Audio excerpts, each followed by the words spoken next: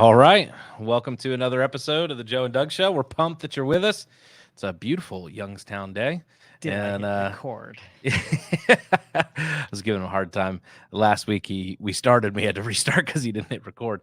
Um, you were just away. You were enjoying Yes. the sunshine, vitamin C of Virginia Beach, and you had a good time with the family and stuff. Yeah, my favorite part of this is that we do an adventure course when we're there. Okay.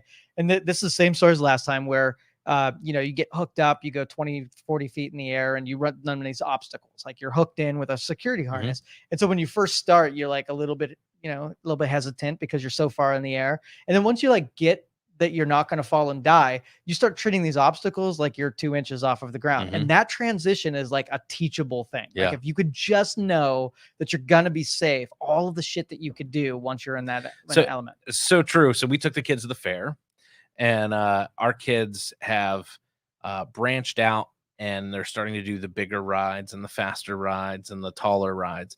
And it has been wild to me to watch my two oldest watch a ride and go, well, that's too fast. That's too high. I wouldn't do that. It's scary. And then to watch my two youngest who don't have the same inhibitions. Benjamin rode like an adult roller coaster. He was not tall enough for this thing. I mean, he was on his tippy toes and the guy was like, go ahead. And he had a blast. Yep. I mean, the joy that exuded from him the first time he came off. I mean, he gave me the biggest high five and was beaming ear to ear. And he made my wife go back and ride it with him like 3 or 4 more times. And the others were like, let's go to the kiddie rides. Let's go over on the swings or whatever. And they were just missing out. But it was the psychological side of exactly what you're talking about, where people, they don't, I kept saying, I'm like, guys, it's totally safe. Like you're strapped in, you're seatbelted in, you're not going to fall out at that height. And they get to a spot in their head where they don't believe that. And so what they believe is that they'll fall out and die. And so therefore they don't do it. And it's the same sort of that. And that translates and parallels over into life. People believe that they're not going to make it. They believe if they say yes to that opportunity that, it's going to fall apart or it's no good. And so they keep themselves in a box that they create and they never do anything exciting. Yeah. And, Ryan looked at a couple of these obstacles and it was intimidating when his brain started kicking in there. A couple of them, you could see that I don't want to be doing this. And when you're in it, like before it, your brain working against you. When you're doing it, your brain's working against you. But when it's done, you're like, I'm so glad I did that. But those two people, if you made them talk before it, right, it would be, you'd have a better chance of tackling these things. There's a quote from a missionary, a guy named Hudson Taylor. And he says there's 3 phases to the work of God: impossible, difficult, done. And I love that because in the beginning of some of these endeavors, when you're trying to help, people who can't feed themselves get food, or you're trying to battle homelessness, or you take on one of these justice projects, or you're trying to make your world better, to everyone around you, like, that's impossible. Like, how could you possibly think that you're going to make a dent in that? Right. And everybody's got a critique of the person doing that. And so it looks impossible in the beginning.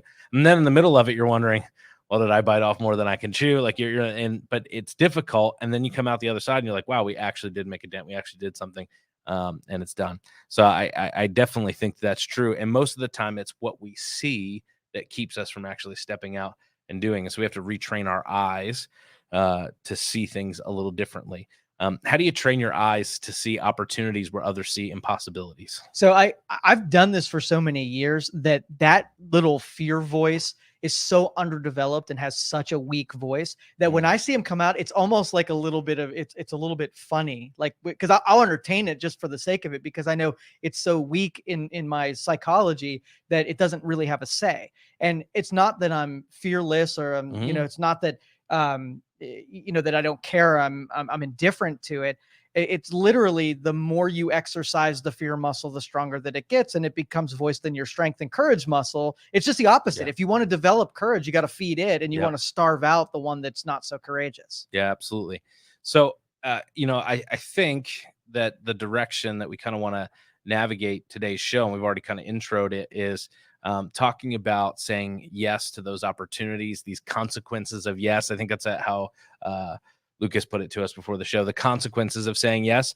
There are some great consequences to saying yes. And I love that word consequence because it is substantial, significant, and consequential for you to say yes to things. But so many people are trained to say no that they never get to discover those consequences. Most people assume the consequences are negative, but when you say yes to enough things, not just even the right things, enough things, the blessings far outweigh the bad stuff that Yeah, may and when you're happen. strengthening that muscle, think about it this way: you're systematically exercising something that's a little weak until it's no longer weak. Same thing with opportunities. Yeah. If all you do is when an opportunity visit you, say no, it just gets quieter and it stops visiting as often. But when you start saying yes to things, that it visits more often, it's more pronounced, and you're looking for things that way. So you're Yeah. changing the math in the world around you by saying yes to things. It's interesting when someone comes to me and they say, I feel like, God's speaking to me in dreams, or, they feel like they have some sort of like, so some people would call it like a gut instinct, a kind of a spiritual space where they're understanding something they shouldn't understand. And they'll say, I don't know what to do with that. I keep having these dreams. And I always say to them, what you honor, you'll reproduce. So write it down, hold on to it, read through it. If you have a dream, get up, write it down. And when you give it that place, guess what? You produce more. If you just discard it, it was just a silly dream, you Yep. just You just misspent it. exactly. So, and the same thing's true with opportunities. And money. I mean, same thing with Money, money. yeah, If all if of it. if every time you have a dollar in your hand, all you do is misspend it, then dollars don't visit you. But if you take money and you make the more value than that, it visits you all over the place. Yeah. Well, and I think people don't seem to understand that concept for most things. They look at it, you reap what you sow, but whether you believe you're right or you're wrong, you're right. For sure. And so people have this perception that, well, some people just get all the opportunities. Well, that's because they keep saying yes to the opportunities. And so it brings more their way. A lot of people look at their life and it's always half empty. The cup's never full enough. And so they're always in a position of lack. They're always in a position of negativity. And so if we can position ourselves to say yes to stuff sometimes that like, well, should I say yes to that? There are a lot of times people will be like, I think that. I'm like, yeah, let's do it. We were talking about Halloween beforehand. Halloween's not my wife and I's favorite holiday, but you were telling me this idea. And I'm like, when are we doing it? For me, like those sort of things, I have had more blessings and more opportunities come my way because I've said yes to stuff that really wasn't in my wheelhouse. It wasn't something that I was like, oh, that'd be really kind of cool. But you just say yes, and then you say yes again, and then you say yes again. There are many things that you can count that you said yes to. You're like, man, I really wish I wouldn't have done that. That was a life Most ending. of the time, you forget about them. Yeah, for sure. The ones that don't pan out, or the ones that, it cost me a few $100s, or it cost me a few $1,000s, or whatever. At the end of the day, like, yeah, some of them like, oh, that stung. But then a year from now, 2 years from now, oh, we did that? I totally forgot. But the ones that pan out, remember those for the rest of your life. Yeah. And the multidimensional facet visits this one too, because a lot of times that you do the thing that you really didn't want to, but did it, you didn't see the benefit, but you do another one that's like it. But by the third thing that you wouldn't do, something really hits that would have never happened had you gone through the other two things that got you there. When I've shared this on here before, but so I won't belabor this, but Israel was not a thing for me. It was something that happened 5,000 years ago or 5,000 miles away. It was inconsequential as far as I was concerned. And I got invited to a pre-meeting for a Celebrate Israel event. And I was like, well, I guess I'll go. I didn't know what I was getting into. I went to the event and I was like, what is this? It was kind of outside of my comfort zone, but that led to a relationship that led to another thing that led me to a trip to Israel, to now I've led multiple trips to Israel, led me to relationships with people over there. It's led me to a second podcast. It's led me to a whole bunch of stuff that I can point back. And I walked into a room with 12 other people and they said, hey, we're going to do this event for Israel. And I went, well, this really isn't my cup of tea, but I'm here because somebody invited me. And I said, yes. Yep. I gave it a couple hours of my time. I thought, well, even if it doesn't pan out, at least I'll shook a few hands and met a few people and can move on. And I'm sure you have numerous things like that where you look at, a business lunch you got invited to and you're like, well, I really don't know these people. I'm not really in this industry, but yeah, I guess I'll go and connect or maybe, I'm sure you have, a story like that. So that's on the external side. And you're absolutely right. Like I made 11 calls today and I don't have an end for why I made those calls. I want to figure it out as we go. There's no, there's nothing I can even explain to somebody why I'm calling you. Like, I've been doing all this stuff and you came to mind. What do you think? That kind of a thing. Yeah. Now there's an internal version, of this as well. And where our subconscious brain is really misunderstood. And your example, when people are getting intuitions, or Mhm. they're getting That's the word I was dreams. looking for. Yep. Yeah. And so what happens is, once you start figuring that you want something, like, Mhm. it's going to visit you either Yeah. externally, or it's going to visit you internally. And a lot of times, when you're programming your subconscious to start digging for things, it's going to dig up stuff either in your memories or from the outside world, things you saw but you didn't perceive that you saw. Mm. And it starts telling you things. If you listen to that voice, it would be more pronounced. It sees things that it doesn't register that you saw. Mm. Right. And so when you say something like, I really wish I would go on a trip, or I get a new job, or I find someone, whatever, your subconscious doesn't really have, doesn't have like a consciousness. It just starts delivering what you asked for. So it starts going through thing and saying, maybe if you do this, and you're like, I don't see how going swimming today is going to meet the person of my dreams, but it knows a lot better than you do what the world is around you. And it starts Mm. connecting the math that you would have never on your own had the idea for. Yeah, and it's fascinating because they say in your dreams, your brain can't create people that you haven't seen or things that you haven't been. So everything that you're seeing at some level in the subconscious has passed by your eyeballs at some point, which is kind Exactly. of Oh wild. yeah.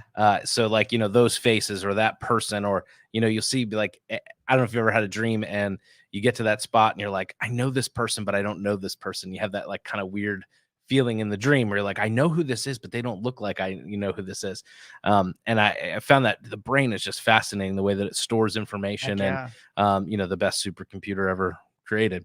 Um, so when you say yes to stuff, what are some of those consequences versus saying no? Forget, obviously we can look at specific opportunities and they're the externals, but as you're training your brain to say yes to opportunity, what are some of the things that happen internally? What are some of the things that happen in the rewiring of your brain? And what are some of the things that you're creating for your future self? So it was a practice. Like, I have this picture that my wife put up on our dresser, and it has something. It's a reminder to find gratitude in everything that you have.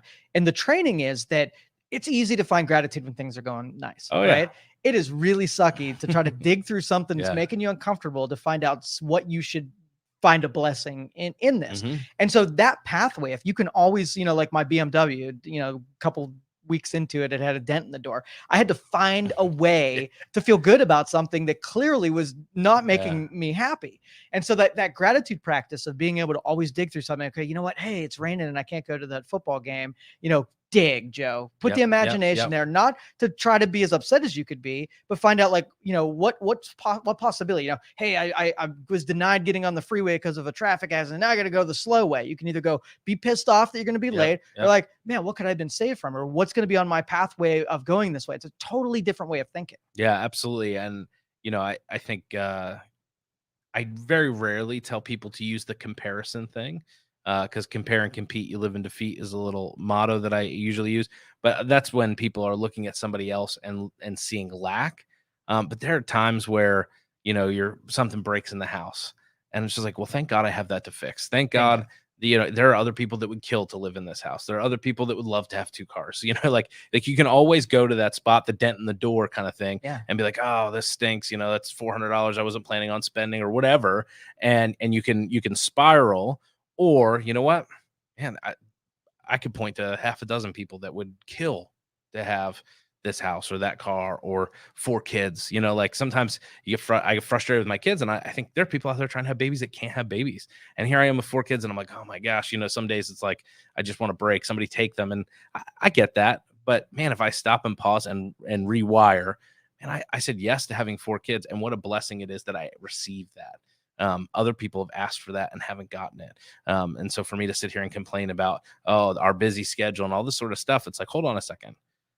I that gratitude has to rewire. And so saying, yeah, other people have asked for that and haven't gotten it. And so for me to sit here and complain about, oh, our busy schedule and all this sort of stuff, it's like, hold on a second.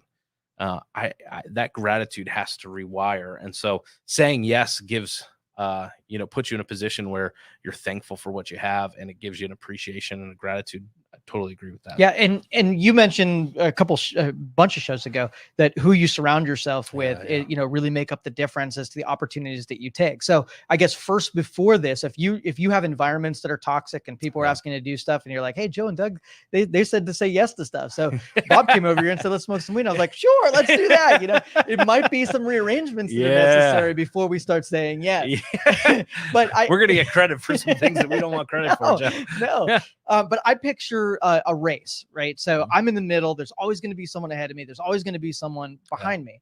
And I use the people that are in front of me to model. So I'm not comparing myself about what they have and I don't, and finding out reasons why it's not fair that they have and I don't. I'm like, those are things that I'm going to have. Right. And then I turn around, I'm like, okay. And that's so true to, Bishop Thomas says it to me this way a lot: stay in your lane. Like, I have a lane that I'm running in, and if I try and run in somebody else's lane, I'm going to trip them. If I try and go too fast, like, I need to be in my pace, and then being able to turn around and realize, wow, these people are all running alongside me. Like, this is really cool. We're in the same pack. And then, man, these people behind me here, wow, let me give them some encouragement. Let me give them some help. Maybe if I met with them, or maybe if I made a connection to somebody that I know in their industry, that would give them the boost they need to come up and run with this pack. And then looking ahead, you're absolutely right.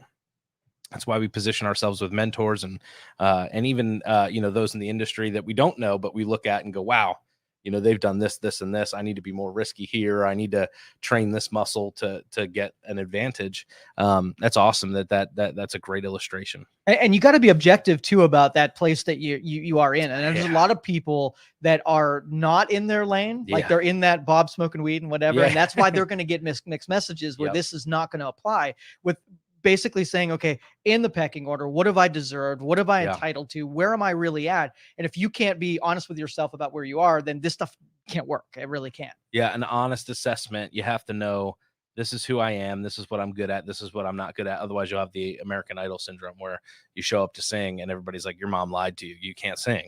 And it's even more immediate than that. So if I said, hey, I can run a marathon, right? And then I'm like, I tricked myself into it. These guys are going to hang out. How long before I'm not a marathon runner is it going to be known, right? Yeah. It's that quick, right? Quickly. Everybody's going to know.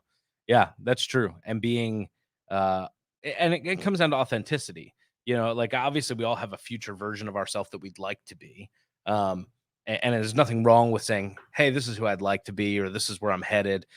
But to purport that you're already that now, to be more honest and more vulnerable, to say, well, I'm actually a 5K runner, but I'm headed to be a marathon runner. That's a different animal, because people have respect for that. And those marathon runners will say, hey, I'll come out and run a 5K with you. And you go, oh, okay. Well, how do you do your breathing? And how do you train? And how often do you run? And what does this look like for you? What do you eat? And that changes the dynamic of the relationship, instead of showing up with a bunch of marathon runners saying, well, I'm a marathon runner too. And they say, oh, how many marathons have you run? Well, and that's why I hate fake it till you make it so much. Like, I get what they mean by it. Like, I really do. Put yourself mindset, in a mind, mentality. Frame of mind, give yourself the benefit of the doubt that you're going to do it. But if you got to know the truth and where you position yourself, because once you start orienting things around you, you're going to be outgunned no matter what. You're always going to feel like you can't come through and get the victory, and you've already lost. Yeah.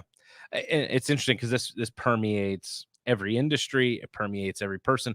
There's always a tendency to paint yourself with see yourself with the rose-colored glasses. And there's nothing wrong with necessarily painting a positive version of yourself, but there's a difference between positive and delusional. And a lot of people will give a delusional version of themselves on LinkedIn or on Instagram or wherever, or in a business lunch, and they'll put themselves out there, and it doesn't take long for people to be like, turns out that was a lie.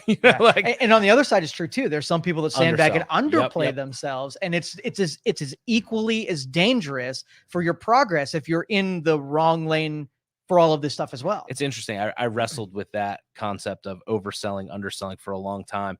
And so, my dad was unemployed. I think when he turned like 40, went on disability, all that stuff. So I was like a sophomore in high school. And it was really hard for me, because like all my friends' parents like went to work, and, my dad was at home all the time. And then he would like make business cards for like businesses that didn't exist and stuff. And like he would embellish and in some cases just lie about what he did. And it was super embarrassing for me as a kid. But I didn't realize as an adult I was embarrassed by that, so I actually went in the other direction. And it wasn't until he passed and I went and sat with a counselor for a bit, and as I was telling him that I was embarrassed about my dad in this instance, he looked at me and he said, he goes, "I think that you were so embarrassed that you actually do this in the inverse. You know, here you are pastoring a church of a few hundred people. You're leading leaders. You're having seats at these tables, and you're just like, oh, it's no big deal. I haven't like you need to pause for a moment and realize like the average size church in America is like 80 people, and you're pastoring 2-3 times that. And give yourself some credit." In that space, don't undersell just because you were embarrassed in this moment. And I think there's different reasons people do it, but I know for me, I had to come to that spot, and I wanted someone to come by and be like, you know what, it is a big deal, buddy, and slap me on the Right. back. Yeah. So not to get into my psychology a little bit, but that's true. People under and oversell themselves but when you can have an authentic view of, hey, here's where I'm at, and this is who I am, and I'm comfortable in my own skin. People can connect with that. And when you purport to be something that you're not, you have to keep that charade up.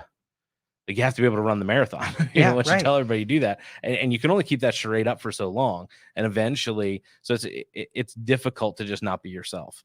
And so, like, this is who I am. Yeah. This is I like this. I don't like this. I like bananas. I don't like and I need to be okay with that. I don't need to like what everybody else likes. I don't need to do what everybody else does just to be accepted. And a lot of people get into that spot. So and people need to understand that's not what we're saying by saying, telling people to say yes. It's not Right. just about saying yes so that you fit in or saying yes so that you can bamboozle people. But it's about saying yes to opportunities and the right opportunities, not to be Bob smoking weed in the basement, Right. but saying yes to the business opportunities, the luncheon you wouldn't normally go to, the different things that come down the pike that you're like, well, I wouldn't normally do this, but I'm going to say yes to this. Yeah, you got to think of it as everything that we're saying is about stretching into a place that you're not, and that's Yeah. how growth happens. So if you're starting, like if you're going to that weight room and you're trying to stretch into I something go you're back already on not there. Thursday, which I'm really excited about. Nice. Yeah. But literally, you don't get to be stretched if you're purporting to be able to do something. They walk in the weight Right. room and they're like, "Hey,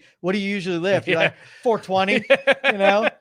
Yeah. Right? You're not going to stretch into that. You're just gonna going get to hurt. Yeah, That's right. what's gonna happen. But if you're like, yeah, you know what, I can usually do 100, and you're like, do 120, right? That's stretching because you Yeah. started in an authentic place. And wrap your mind around it that when it's not like the movie where when they went and they got programmed to say yes to anything, he's doing some crazy stuff, because we're looking for growth here. We're getting Yeah. to become better as a human being by putting ourselves in situations that we wouldn't have been otherwise. Yeah.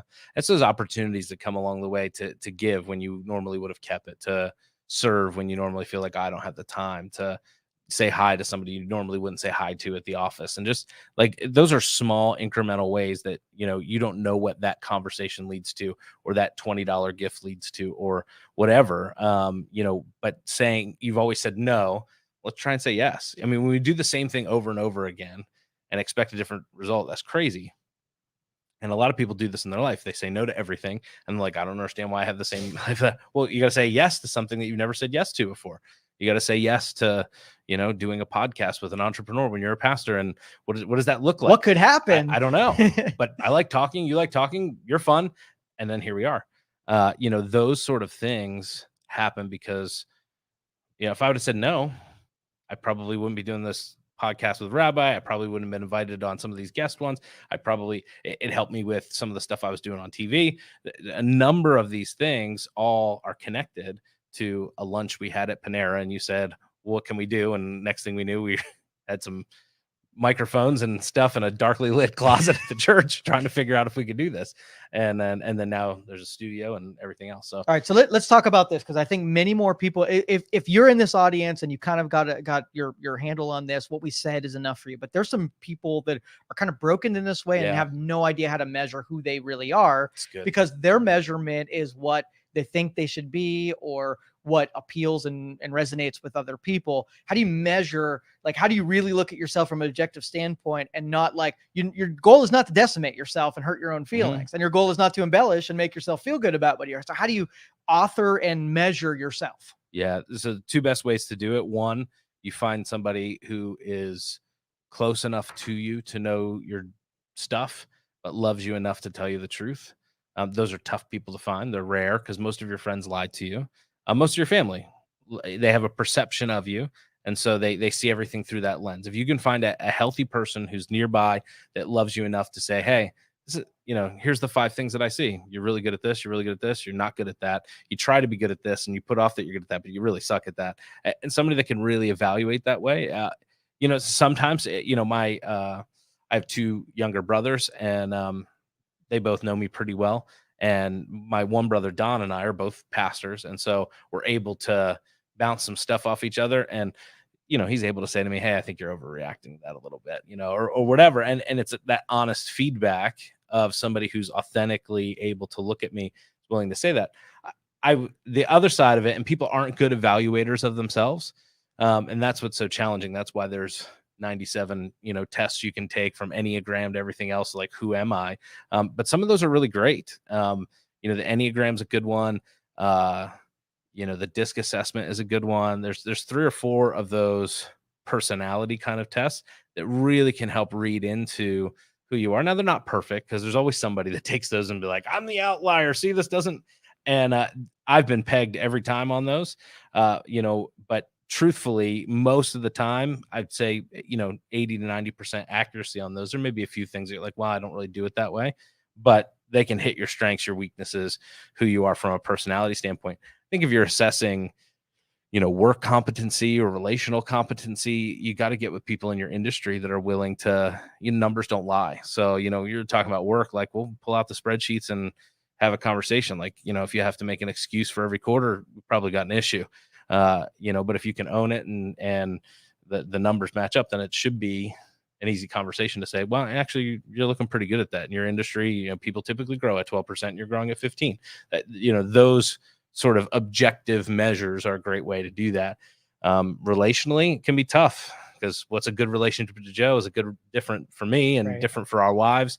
What we value in there is determined by personality. So that's tough to put like objective factors on relationships, which is why a lot of people struggle in that arena, because we'd love to run it through a spreadsheet and say, well, I got 5 points of this and 8 points of that, and I'm doing pretty good. Plug in the USB cable and download my well, Elon's working on that, from what I hear. And I will recommend too that you pace yourself with objectivity, because if you go up to someone and say, tell me everything that's terrible about me, be more specific, right? Say, maybe, how am I at this little segment? Because objectivity can sting sometimes. Well, and if you've trained yourself to receive criticism, and that's a tough thing. Not everybody's able to do that. Some people, if you ask for criticism, my wife and I've been through this. She'll say to me, what do you think of this article of clothing? And I will give said opinion. And she'll be like, I didn't know that you hated that. I was like, I didn't say that I hated it. You asked me if I thought it was good for this. I said, no, it's not good for that. It's a trap. I know. It's a trap. It's a trap. And I'm like, please don't ask me your opinion about clothes anymore. But we have to train ourselves to hear, the truth objectively. And even sometimes things that aren't necessarily true, we have to be able to hear criticism. You get criticism as a business owner all the time. People don't like the way you did X, or you didn't do this quick enough, or that's too expensive. You hear those criticism of your employee wasn't nice, or whatever it is. And you could be like, well, bump that, forget you, dude. This is my, this is my company. And, you could tell them to go stick it. And, but you don't, because at the end of the day, all right, yep. You can criticize all you want. Maybe we weren't quick enough. Maybe they were rude. Maybe they were, but you figure out a solution to that. Anybody who takes criticism and sloughs it off or blocks it out usually isn't a healthy person. A healthy person is able to handle the criticism and then move forward into their with it, intact, with their self intact. Now, I was probably a stupid developer, and I was not good at getting other people's opinions. I didn't want to know what people thought of me. I had to do this internally. So this whole thing is find some people who will give you objective advice. Even though there probably were people, I didn't want to hear that. I mean, for some reason. So what I did was I created those 7 different pieces of me. And rather than like take my report card, when I knew I screwed up, I already came to it before I started. I was like, you know what? You probably have F's in all of these departments. I'm just going to pick a one. And I know I could work on some stuff now. And I figure I never have have to look at the actual grade, if I'm always in development, at some point it's going to be an A, and I'll never know because I'm never going to look at the actual report card. So if I'm like, okay, well, one of these is going to be hurting me most. All right, well, financially it sucks right now. Okay, so I got an F financially. I know that's out there. Here's what I could do to make that a little bit better. And then every moment that I had the ability, I was improving something in one of those departments. Now, if I could say, hey, how am I doing in the relationship side? I'd be, wait, don't even answer that. I'm going to go ahead some shit to work on. Yeah, well, and that's the thing. We have to be able to have this honest picture of ourselves, whether we're going to evaluate it through 7 areas, and whether we're going to personally evaluate, we're going to bring somebody in, because then that lets us know. So you have to have an honest picture of where you're at, and then you have to have an honest picture of where you're going. Yes. Because if you don't know where you're going, just saying yes to everything, you might end up in a total wrong direction. If you leave New York City in an airplane and you're just 1 degree off, you'll have packed wrong because you were planning to go to Hawaii, but you'll land in Alaska. So, that little bit matters. And so knowing who you are and where you're starting from is important, and knowing where you're going. And that gives you kind of the banks of the river to where, yeah, I can say yes to a podcast. I preach, I teach, I'm pretty comfortable sitting, talking about just about anything. So yeah, let's take a swing at this. I'm good with this. I'm good with that. It fits in my vein. Every once in a while, though, there's the thing that comes along and you're like, yes, doesn't fit, but I'm going to say yes anyway. And sometimes those are the greatest things. Oh, heck yeah. And then sometimes those are the worst distractions. And I think this is what Lucas was poking at us a little bit beforehand, is there are consequences to saying yes. Sometimes saying yes to something that doesn't fit in the banks of that river ends up taking you the long way. But I can tell you, you honestly always get back to where you're supposed to go. So even if you say yes to something, and you get exposure to things that you would never saw along the other way. So, I mean, there's huge blessings in saying yes, but if you want to be more tactical with it, you need to know where you're starting from, and you need to know where you're going. And then that will give you your boundaries for what you're going to say yes to. And if something falls outside of those lines, then, hey, this could be a side adventure. Maybe we find some treasure, but it's not necessarily, it's actually going to take me longer to get to my goal. Am I okay with that? Then becomes the question. Yeah. And if you're a self-evaluator like I am, you can't be a person that's going to nitpick and pick everything apart and be that critic, because no matter what you find, it's going to be terrible and you're not going to want to do it. So if you came up to a person that would be objective, they're going to be kind with you. So you got to take the same thing that person that you would pick out of that person's personality, and you got to be that too. So when you come across and say, you know what, my financial situation, while it's not perfect, here are things that I did well, rather than saying, yeah, you're so screwed up, you're never going to do this, right? Because you can be a dick to yourself too. Yeah, it's all over. I might as well cash it in. Exactly. Yeah, cash it out.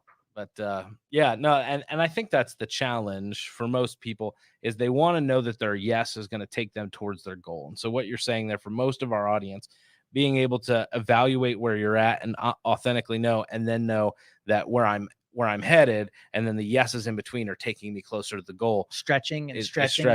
Yep. And it's going to pull us towards that. But for the other people that just get it, saying yes sometimes to some of these side adventures is the best. Yeah, because you could dabble. You feel like you're experimenting within your own life, because it's not going to make you in one move, and it's not going to break it. If your life is constructed that one decision is going to either matter or not, you need to go back and get a helper. Need somebody to help. Yeah, for sure. Seriously. I really wish too that the audience knew what went into the preparation of the show, what conversations go into it. Like, what do you want to talk about? I love that about this show. My wife has heart palpitations for me for this show. She's like, she needs like the topic in advance. She needs like to think through, this is what I'm going to say, this is what I want to talk about. But then really once she gets into it, she's pretty good. For me, I'm like, I know our general philosophy on life and leadership and all of this. And so we can come into this and, hey, I had this instance this weekend with a rope course and Virginia Beach and obstacle course, and it was awesome, but this is what I observed. And then you say that and I go, yeah, and at the fair, this is what I observed. And then next thing we're off to the races talking about yes, because Lucas is like, oh, you guys should talk about the consequences of saying yes. I mean, think about it for Lucas. If he had said no to a job like this, he wouldn't have met me, and I'm pretty awesome, and he wouldn't have met you, Joe, For and you're sure. pretty awesome. So, I mean, those are two huge wins for Lucas. He's got to be giggling about that. But when you look at that, there's all sorts of stuff that you cut out of your life when you give no's to things instead of yeses. And when I look at the things that I've said yes to, there's just so many blessings. There's the gratitude that comes along with it, and the ability to be able to look at life and go, I'm so glad I've said yes to so many of these things. Yeah. And when we leave this office, we sort of live what we talk about. Because if we can take what we just did yesterday and then weave it into what we're talking about today, then it's as truth as you can get. We should come back on Thursday and start the show with 2 yes stories from Wednesday. Where we said what we said yes to. Okay. We maybe that can be like a little fun segment that we'll do, is like, hey, here's something I said yes to that I wouldn't have normally said yes to, or whatever. And those things for me, I keep going back in my head here as we're talking. I'm like, I said yes to that, and thank God I did, because it did this and this and this. My son's kindergarten teacher, so Benjamin's in kindergarten, walk into the room. I'm going, man, she looks so familiar. We're putting his stuff away, and she comes over and she says her name, and she goes, you coached my son 2 years ago in soccer. And went, said how well the family was doing, her son was doing. And I was like, man, how cool is that? If I would have said no to coaching because I don't have time to do that, but here I made this impact on a parent who's now going to make an impact on my son in kindergarten. Like, you can't add those up. If I'd have said no to that, maybe he has a different teacher. Does he have a bad year, a good year? I don't know. But what I know is that chain reaction started because I said, you know what? I'll coach 5 and 6-year-old soccer. It's like herding cats. We just got to get them to run in the right direction.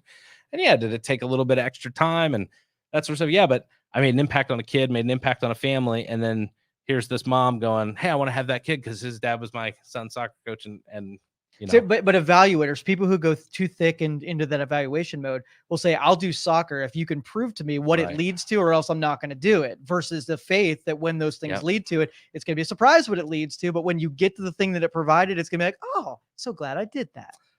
This reminds me of a scripture. It's coming. Yes, I knew you were going to give me my harp. In the Bible, it says that he works all things together for the good of those who love him and are called according to his purpose. And that idea of working all things together, when we start to step into these divine moments and some of these small things, we don't even recognize, quote unquote, the hand of God in it. And some people don't, that listen to us don't even believe in God. But when you look at these, they're just not these cosmic coincidences. There's a chain reaction that takes place. And I love the way that scripture says he's pulling all things together for the good of those who love him and are called according to his purpose. So when I step into that, like, he knew that lady and her son would be on my team, and that 2 years later we would have moved houses, been in a different school, and then here comes my son into the kindergarten class, and there's his teacher. Like those sort of quote unquote coincidences, I just look at them as being on purpose. Beautiful. Yeah. Well done. It's good. Say yes to stuff. It's good for you. And when we come back Thursday, we're going to kick off the show Thursday with 2 things we said, each of us said yes to on Wednesday. Beautiful. Thank you for listening to this show on Youngstown Studio. If you like our programming, we invite you to subscribe to our YouTube channel, follow our Facebook page, or subscribe to your favorite podcast platform like iTunes or Spotify. This is original Youngstown content, and we would appreciate you sharing the videos